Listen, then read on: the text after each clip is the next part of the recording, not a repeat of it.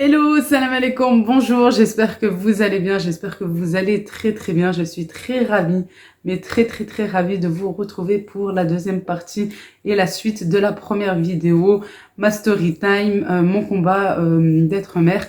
Voilà tout, je suis vraiment très ravie de vous retrouver aujourd'hui. Tout d'abord, je voulais vous remercier infiniment pour vos jolis commentaires, votre soutien, ça me fait énormément plaisir, vous savez pas. Vraiment, ça me réconforte et puis ça fait du bien, voilà, de se sentir soutenir malgré que c'est mon passé et qu'aujourd'hui, grâce à Allah subhanahu wa ta'ala, grâce à Dieu, je vis vraiment un bonheur et je vous le souhaite aussi vraiment à toutes les personnes qui n'arrivent pas à tomber enceinte, à toutes les femmes, à tous les hommes, à tous les couples qui n'arrivent pas. Je vous dis vraiment, je vous donne tout mon courage, je vous donne vraiment tout mon soutien. Je vous souhaite vraiment que du bonheur. Je vous souhaite, comme moi je vis ce bonheur et que j'ai vécu avec mes deux premiers enfants, cette immense joie, hein, c'est vraiment indescriptible. Je vous le souhaite à vous aussi du fond de mon cœur et c'est très sincère. Vous savez pas à quel point et il n'y a pas un jour qui se passe, je vous le promets, sans faire des prières, sans faire des doigts, hein, vraiment pour tout le monde. Pour moi, il n'y a pas de nationalité, il n'y a pas de frontières, il n'y a pas de... Voilà, c'est humain, c'est tout simplement humain, voilà. Je vous le souhaite vraiment à tous du fond de mon cœur. Je vous souhaite de tomber enceinte facilement, rapidement, sans problème.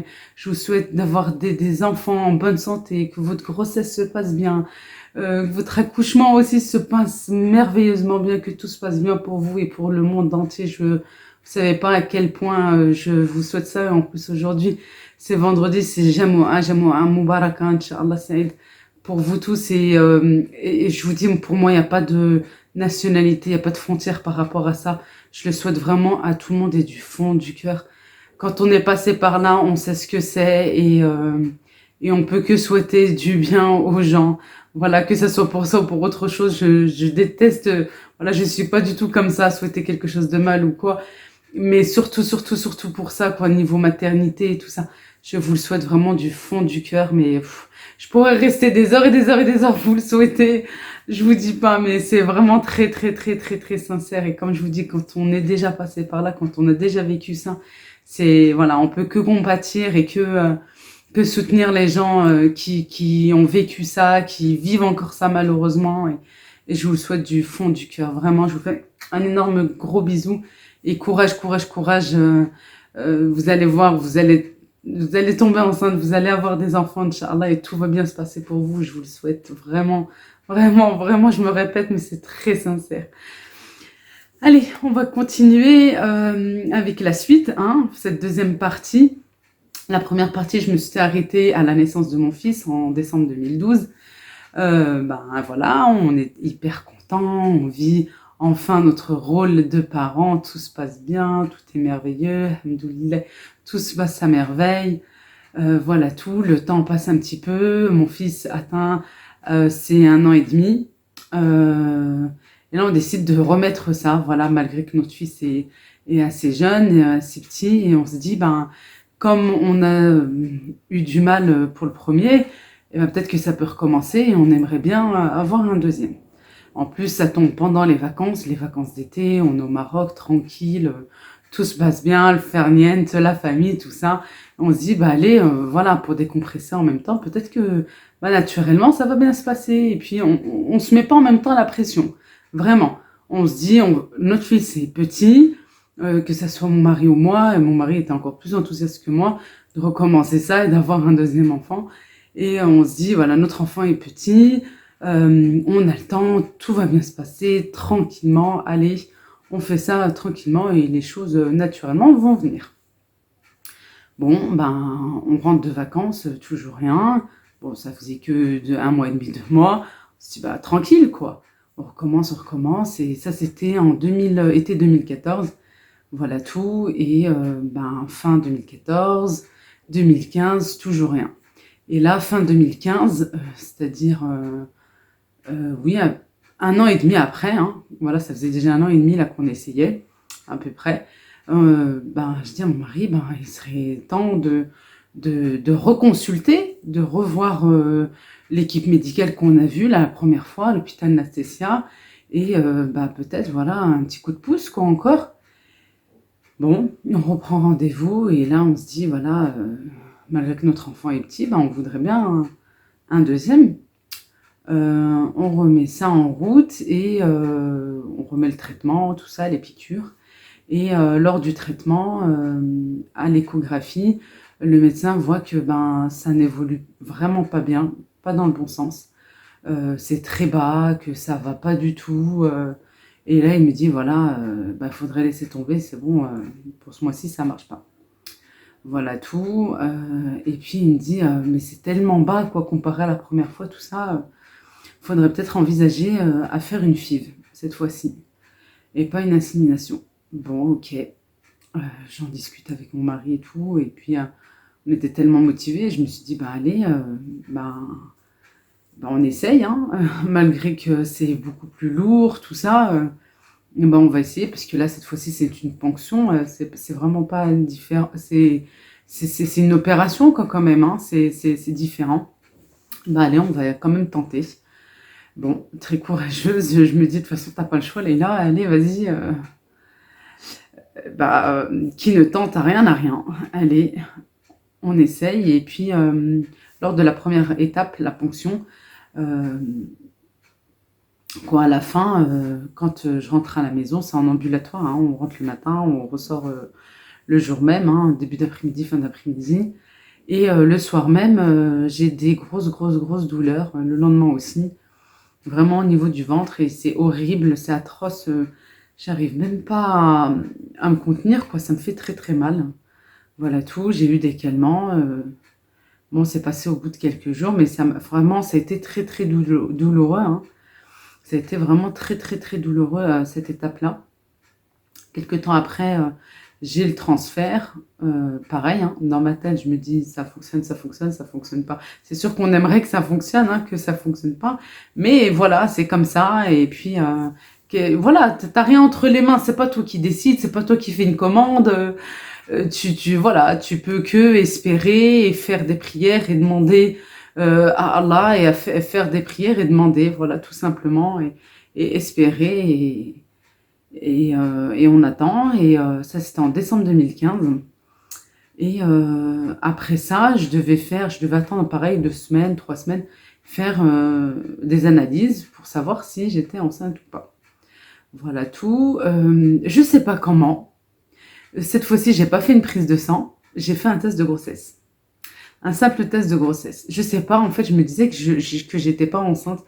Ou est-ce que manque de motivation malgré que j'étais déterminée? Je sais pas. Quelque chose s'est passé en moi. J'ai fait que un test de grossesse, c'est pas une prise de sang pour que ça soit plus formel. Lors du test de grossesse, la première fois quand j'ai vu ça, en fait, pour moi, c'était négatif. Voilà. Mais, subhanallah, je ne sais pas comment aussi, je l'ai gardé ce test de grossesse, je l'ai caché. Voilà, je l'ai mis dans un coin, je l'ai gardé. Voilà, tout passe une semaine, pile poil, voilà à peu près. Une semaine, c'était un samedi, on voulait aller chez mes parents, comme tous les samedis, manger, voilà, et être réunis ensemble. Et en partant, pas loin de la maison, vraiment pas loin, on a eu un accident de voiture. Une voiture qui était sur la droite, à un stop, nous a coupé la route, et principalement de mon côté à moi. Voilà, les airbags ont éclaté, tout ça, ça m'a tapé le ventre, tout ça. Les pompiers, de pompiers, tout ça, la police, c'était vraiment atroce. Plus de peur que de mal, c'est plus la voiture qui a pris, hein, bon, des coups sur plutôt cervical, tout ça. Et puis moi, comme ça avait bien éclaté, ça m'avait tapé le ventre. Voilà tout, on est amené aux urgences, et lors de cette urgence-là, le médecin me dit, en fait, voilà, il veut me faire un scanner, parce que c'est vrai que j'ai très mal à la tête, j'ai mal au cervical. Et il a le réflexe de me demander, voilà, si j'ai eu mes menstruations, si je suis enceinte, si ça. Et puis, je lui explique, je lui dis, voilà, il y a à peu près 3 semaines, j'ai fait une FIV, j'ai fait un test de grossesse. ben, je ne le suis pas. Voilà, ça fait presque un mois maintenant. Mais c'est vrai que j'ai pas eu mes menstruations. Bon, il me dit, bon, on va faire un test de grossesse hein, par prise de sang pour être sûr, pour que ça soit formel, avant de vous faire faire un scanner. Parce que, bah voilà, vous savez que voilà, faire une radio, un scanner, tout ça, quand on est enceinte, c'est vraiment pas bon. Bon, très bien, on attend les résultats. Au bout de 2 heures à peu près, on a les résultats. Je me souviendrai encore voilà, que le médecin est assis et on regarde et reste assez longtemps, quoi. Quand on regarde les résultats, voilà, on nous dit, c'est assez rapide, quoi. Et je vois qu'il regarde bien tout ça et j'ai compris que je l'étais, en fait. J'étais enceinte. Et là, il me dit, bon, bah écoutez, le test est positif et oui, vous êtes enceinte. Le taux est un petit peu bas, mais bon, bah on va pas faire de scanner, tout ça, vous êtes enceinte. Bon, très bien. Il me dit, il me donne des ordonnances. Il me dit qu'il faudrait refaire une prise de sang dans quelques jours, le lundi, le mardi qui suivait, et de voir l'évolution. Voilà. Bon, très bien. Ok, il n'y a pas de souci. Et puis il me dit aussi dans la semaine, voilà, tout au long de la semaine là, qui arrive, tous les 2-3 jours, il faudra faire une prise de sang pour voir l'évolution. C'est ce que je fais. Arrive le début de semaine et là, je fais prise de sang et les résultats baissent et je recommence le mercredi, ça baisse encore. Le vendredi, ça a baissé. Et voilà, ainsi de suite. Et en fait, j'étais en train de faire une fausse couche. Je prends en urgence un rendez-vous auprès de l'équipe médicale à Natessia. Vite, elle me reçoit, elle me fait une écho et oui, effectivement, j'ai perdu le bébé, j'ai fait une fausse couche et puis voilà, lors de cet accident en fait. Mais pour dire que la FIV avait bien fonctionné et que j'étais enceinte.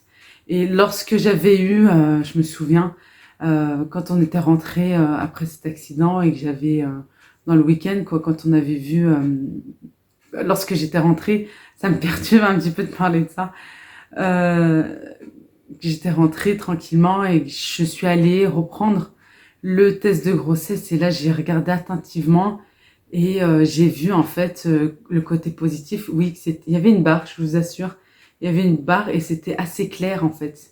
C'était en regardant attentivement avec mon mari et on a vu qu'il y avait une barre très très claire et là on s'est dit bah c'est dingue et puis je me suis dit mais comment ça se fait quoi que ce test de grossesse je l'avais pas jeté quoi, je l'avais gardé, c'est dingue. Voilà tout, mais bon les jours qui suivaient voilà nous disaient que c'était que j'avais fait une fausse couche tout simplement. Voilà tout. Chose très importante que je voulais vous en parler aussi. Quand j'en ai discuté avec mon assurance voiture, la personne que j'ai au téléphone m'a conseillé vivement de porter plainte contre la personne. Surtout qu'elle nous avait coupé la route à un stop. Voilà tout. Bah moi, dès le départ, ma première réaction, et j'ai eu vite le réflexe de dire ah non non non mais moi j'ai pas envie de porter plainte. Oui, mais si, vous avez quand même perdu un enfant, et en plus vous me dites que c'était suite à une FIV, tout ça, vous avez eu des difficultés. Et moi je lui dis non, voilà, je lui ai répondu clairement, et c'est ce que je pensais sincèrement, et c'est ce que je pense encore. Je lui ai dit voilà, c'est vrai que ben, j'étais peut-être enceinte, mais j'étais enceinte que de quelques semaines, hein, 2-3 semaines. Moi-même je ne le savais pas, non, j'ai pas envie de porter plainte, voilà, je préfère pardonner et laisser faire les choses tout simplement. Bon, je me souviens que la personne était assez étonnée quoi à travers le téléphone et voilà quoi, j'ai coupé court à la conversation et puis voilà et puis j'ai réfléchi avec moi-même par la suite et j'en ai parlé à mon mari, à mon entourage.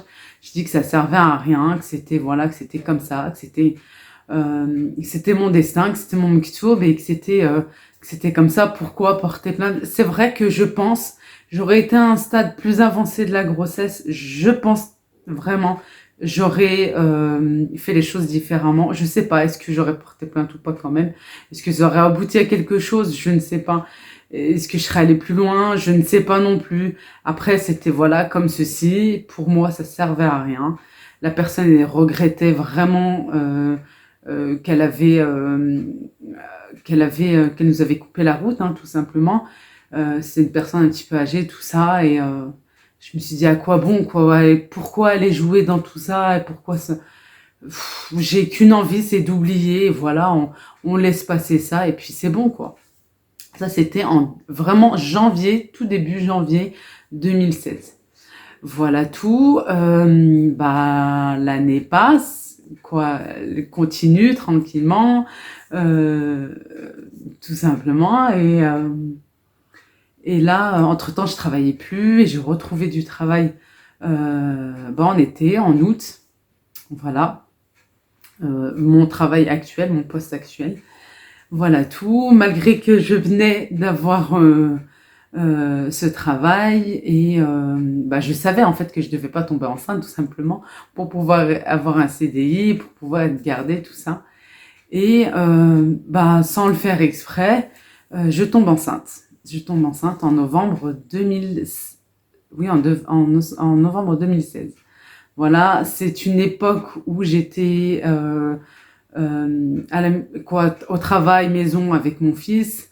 Mon mari était absent 2 semaines, il était parti voir ses parents au Maroc. Et tout d'un coup, j'ai des grosses douleurs, ça commence un dimanche. J'ai des grosses douleurs et je me dis, mais c'est bizarre, quoi. C'est quoi ça, hein? J'ai des douleurs au niveau ventre, un petit peu fessier, dos. Je comprends pas. Bon, ça vient, ça part, ça vient, ça part. Je dis, c'est bizarre quand même. J'ai pas fait le lien que j'avais pas de menstruation, que voilà, j'ai pas fait le lien du tout, mais vraiment du tout, du tout, du tout. Ça vient, ça part, comme je vous dis, les douleurs. Passe le début de semaine et là arrive le jeudi. Je me lève pour partir au travail. Je travaille assez loin, hein, je prends l'autoroute, tout ça. J'ai mal, je conduis, j'ai très mal et là tout d'un coup, grosse douleur. Je sursaute, je conduis sur l'autoroute et en même temps je sursaute. Je fais exactement ça, je sursaute comme ça et je dis mais ça me fait vraiment de plus en plus mal. Bon, j'arrive à mon travail, je m'installe et au bout de 5-10 minutes, ça va vraiment pas. Voilà, je prends rendez-vous avec le médecin. Voilà, je leur dis que je vais partir, j'ai très mal, j'ai rendez-vous. Voilà, je reprends la voiture, je refais, je fais le retour tout simplement, vite, mon médecin m'attend. Et, là, quand je discute avec mon médecin, il me dit, écoute, moi je pense que tu es enceinte. Il faut savoir que le médecin que j'avais est un généraliste, mais un ancien gynécologue. Voilà tout. Et il me dit vraiment, moi, tu me donnes tout ça, là, tous ces symptômes. Je pense vraiment que tu es enceinte. Tiens, une prise de sang, va faire une prise de sang pour être sûr. Directement, je sors de son cabinet, je vais faire cette prise de sang. Et je vais chez ma maman. Voilà, je voulais récupérer mon fils. Mon fils était là-bas. Elle me le gardait. Et là, voilà, j'ai un SMS, je regarde. Et je regarde les résultats et ça me dit que c'est positif et que je suis enceinte. Bon, très bien, je suis contente, je suis très heureuse, voilà, je l'annonce à ma maman parce que j'étais chez elle et je dis c'est super, je suis trop contente. Voilà, voilà. Je dis je vais rentrer à la maison, je vais me reposer, je vais m'allonger. C'est le début de grossesse, peut-être ça qui me fait très mal, quoi. Bon, très bien, je rentre tranquillement avec mon fils et voilà, j'annonce aussi à mon mari par téléphone, parce qu'il était loin, voilà. Il était à des milliers de kilomètres de moi. Je lui annonce tout simplement. Et en plus, son retour, c'était le lendemain, le vendredi. Voilà, je ne pouvais pas attendre son retour le lendemain. Je voulais vraiment lui annoncer. Voilà tout. Je m'allonge, tout ça.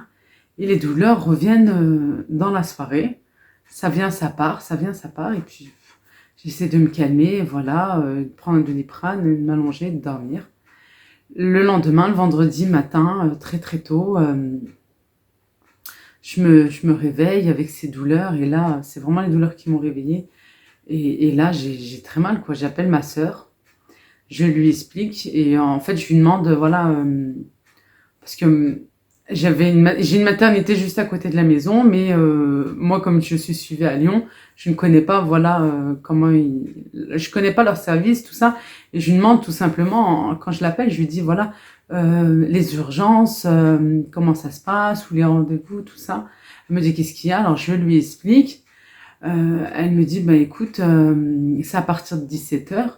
Mais elle me dit, mais là, je sens vraiment dans ta voix, voilà, t'as mal. Là, je lui dis, oui, oui, vraiment, j'ai très, très mal. Elle me dit, non, mais il faut pas rester comme ça, il faut vraiment y aller là tout de suite, quoi. Je lui dis, non, non, mais je crois que je vais attendre 17h. Et vraiment, elle était au téléphone en train de me crier dessus. Non, mais c'est pas possible d'être enceinte et d'avoir mal autant comme ça. Surtout au début, elle me dit, non, mais non, c'est pas possible. Elle me dit, je dépose mes enfants à l'école, j'arrive sur le champ, allez, prépare-toi. C'est ce que je fais. Elle m'emmène aux urgences de la maternité, de la clinique. Et là, j'attends. Et pour moi, c'est très long. Les douleurs sont de plus en plus là, plus importantes, vraiment très, très, très douloureux. J'essaie de marcher, j'arrive pas, jusqu'à ce que je m'allonge. Vraiment, je m'allonge sur les sièges de la salle d'attente. Une sage-femme passe pour accéder à son bureau et pour prendre sa patiente. Et là, elle me demande si ça va, tout ça. Et elle s'excuse auprès de sa patiente en lui disant, voilà, excusez-moi, je peux pas laisser cette dame comme ça, la souffrir, je suis obligée de la faire rentrer avant vous. Très bien, puisque voilà, j'avais pas rendez-vous avec la sage-femme, moi j'attendais le gynécologue de garde.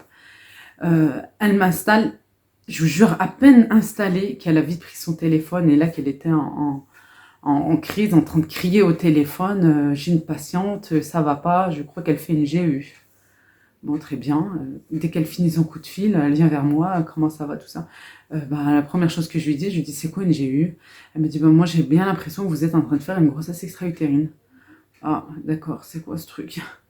Voilà tout. Entre-temps, on m'emmène en fauteuil roulant dans le cabinet de la gynéco, où là, il y a plus de matériel, l'écho, tout ça. Et là, elle confirme, elle me dit, oui, que je suis en train de faire une grossesse extra-utérine et que c'est le fouillé en plus, là, à l'écho, elle vaut presque rien, tout ça. Et ben, allez, le bloc. Elle me dit, on va vous emmener au bloc, tout ça, on va vous faire une opération. Bon, très bien. J'ai été prise en charge vraiment très, très rapidement. On m'a emmenée dans une salle, je me souviens, ma soeur m'avait accompagnée parce qu'il y avait mon fils, elle devait remplir les papiers, moi j'étais allongée, j'étais en crise en train de hurler, vraiment c'était insupportable, ça me faisait très très très très mal, en crise quoi, tout simplement. Et j'ai l'infirmière, j'ai le médecin, j'ai l'anesthésiste à côté de moi, voilà, tout le monde s'occupe de moi, vraiment, toute l'équipe médicale, ma soeur en même temps remplit les documents. Je demande je dis, malgré la douleur, je dis stop, stop, stop, 2 minutes, j'ai besoin de mon téléphone, j'ai besoin d'appeler mon mari. Vraiment, j'avais besoin de lui dire. Il était en plus à l'aéroport et là, je lui dis au téléphone, qu'est-ce qui se passe? Voilà, les, les larmes montent là tout de suite. Je lui explique et je voulais pas, voilà, je voulais lui expliquer parce que je voulais pas qu'il vienne et ne pas me retrouver à la maison et voilà, paniquer tout ça. Alors je lui explique un petit peu, il me dit de me calmer et que t'inquiète, tout va bien et j'arrive et tout ça. Voilà tout. Et, euh, et voilà. Et puis moi aussi, je lui dis, mais n'aie pas peur, tout va bien, t'inquiète pas, il n'y a pas de problème. Et voilà quoi. Et je raccroche et pardon. Et j'avais très très peur pour mon fils en fait. Voilà, qu'il se retrouve tout simplement sans maman. Tout simplement. J'avais tellement mal, c'était tellement douloureux. Voilà, j'avais très très peur pour lui en fait.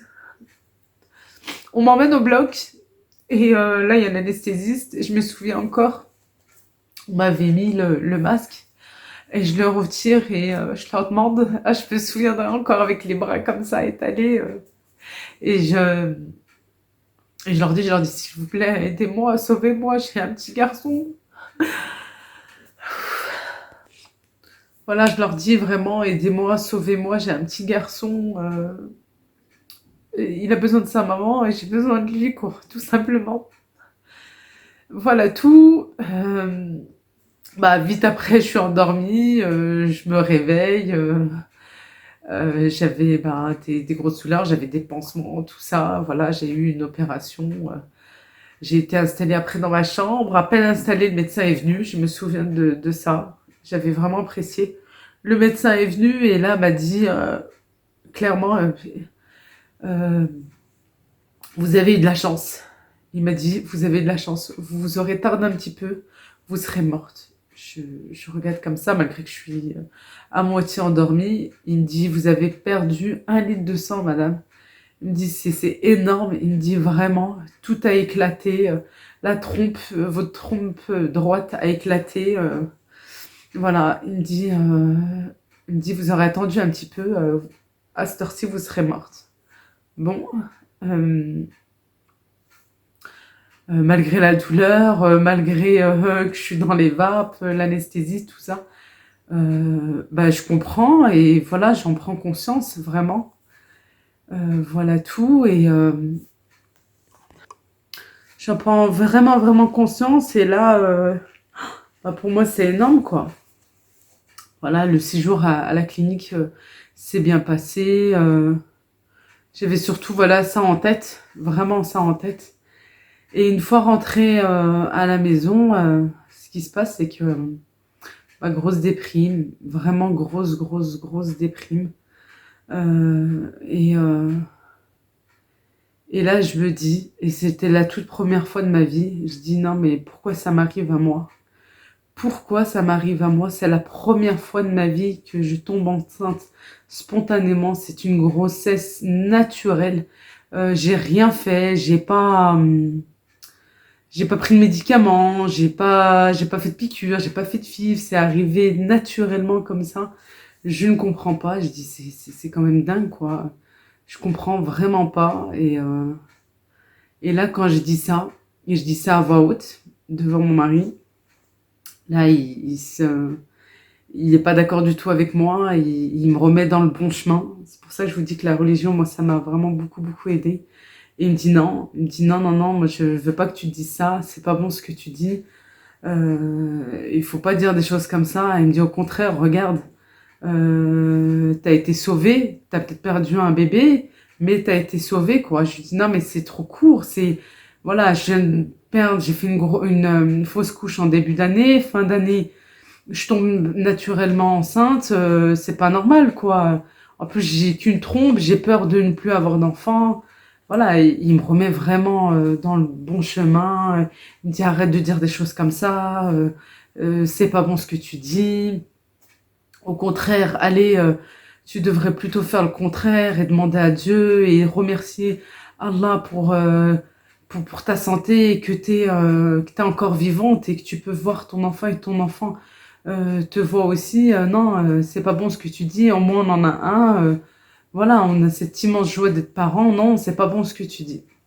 Et ça a été, c'est vrai, assez court quand même. Hein, voilà, cette dépression, c'était sur quelques jours et tout. Je vous dis, ouais, la religion, pour moi, sincèrement, ça m'aide énormément et ça m'a vraiment beaucoup, beaucoup aidé. Voilà, là, tout d'un coup, je me dis, voilà, avec tout le discours, avec tous les mots qu'il me dit, je dis, c'est vrai, il a complètement raison, mais qu'est-ce que je fais, quoi? C'est vraiment pas bon ce que je dis. Et là, tout d'un coup, oui, je me calme et je dis c'est vrai, c'est complètement vrai. Je devrais faire les choses bien, correctement, faire des prières, faire des doigts, demander à Allah, faire des zakats, faire de l'aumône, tout ça, au lieu de m'apitoyer sur mon sort et de dire des choses atroces comme ceci, c'est vraiment pas bon. Voilà tout. Je reprends le chemin du travail. J'essaie d'oublier. Je pense encore. Voilà, malgré le travail, tout ça, je pense encore. C'est assez difficile. Passe le temps, hein, passe le temps et voilà tout. Hein, on essaye d'oublier et de faire avec et c'est comme ça. De toute façon, je peux rien faire de plus hein, que ça. Voilà tout. Arrive fin 2017. un an après, vraiment un an après, on déménage, on emménage ici même, dans cet appartement. Et là, je porte les meubles, je porte les cartons, je déballe, je range, je fais vraiment plein de choses. Et quelques temps après, c'était novembre 2017. Et je vous dis vraiment la même période, un an après la grossesse extra-utérine, hein, le même mois, un an après. Et là, au travail, j'ai des petites douleurs, de la fatigue. Je réfléchis un jour, j'ai dit, putain, mais Leïla, t'es tout le temps en train de bailler, t'es tout le temps fatiguée. Quand même, c'est bon, un déménagement, quoi. T'as déménagé tellement de fois. Comment ça se fait que cette fois-ci, t'es encore plus fatiguée que les autres? C'est l'âge où quoi, tu commences à vieillir. Je dis, non, mais peut-être avec le travail, c'est vrai. Je sais pas. En même temps, je suis à 39 heures, c'est assez loin, je me lève tôt, je dors tard.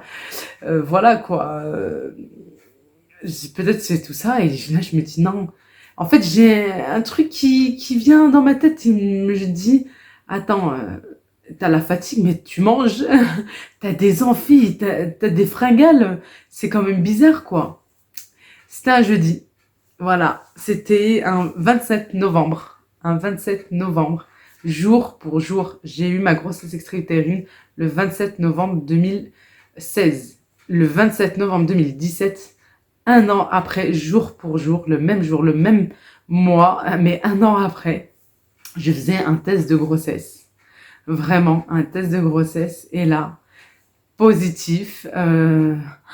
Bon, c'est bizarre. Et je fais le lien et tout. Je dis vraiment, c'est trop bien, quoi. Et voilà. Et j'ai une consultation le lundi qui suit. Et là, on me confirme que je suis bien enceinte. Et que je suis enceinte de 1 mois. Et que tout se passe bien. Et voilà, quoi. Les mois à venir, ça se passe bien. Bon, j'avais eu un petit souci. J'avais perdu du sang entre-temps. Mais j'ai été alitée pendant 2 mois. Voilà, parce que le placenta était ouvert, tout ça. Mais avec le repos, tout ça s'est bien passé. Et les mois après, c'est bien passé. Et voilà, le 28 juillet 2018, j'avais ma fille. Voilà, j'avais ma fille et j'étais très contente, ma petite Jana. Voilà, et c'était la deuxième fois que je tombais enceinte naturellement, mais cette fois-ci, tout s'était bien passé et voilà, tout s'était bien passé. J'ai pas envie de replorer non plus, mais c'est vrai que au cours de cette grossesse, c'est vrai que je pense même pas, voilà, au début, quoi, quand j'ai eu des saignements, tout ça, je pense plutôt un petit peu en plein milieu, au quatrième, cinquième mois, j'ai perdu mon papa. Ouais, j'ai perdu mon papa, Allah yarahmou, et ça a été aussi une période assez difficile parce que finalement, je vais faire que pleurer dans cette vidéo. Bah, c'est une période difficile parce que tu perds ton père, parce que tu perds l'un de tes parents, parce que ses derniers mots étaient, avant qu'il soit emmené par l'ambulance, qu'il avait le masque et là, pour l'aider à respirer, et là, il le retire et il dit à ma soeur, à ma grande soeur et à ma mère, ne le dites pas, ne le dites pas à Leïla, ne le dites pas à ma fille. Je me souviens qu'il avait dit ça. Quoi, c'est elles qui m'ont raconté, voilà.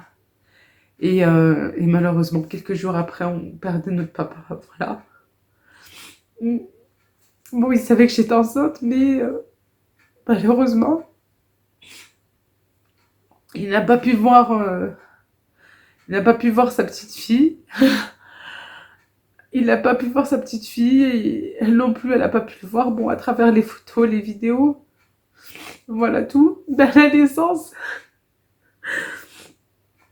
quoi, 2 jours après la naissance, un jour après, ma soeur, quand elle est venue, la première chose qu'elle m'a dit, c'est fou, elle ressemble à papa. Et c'est vrai, c'est vrai, c'est vrai. Elle a beaucoup de ressemblances avec mon père. Ouais, bon, elle lui ressemble beaucoup. Voilà, elle a ses pieds. Ma mère, elle le dit encore, quoi.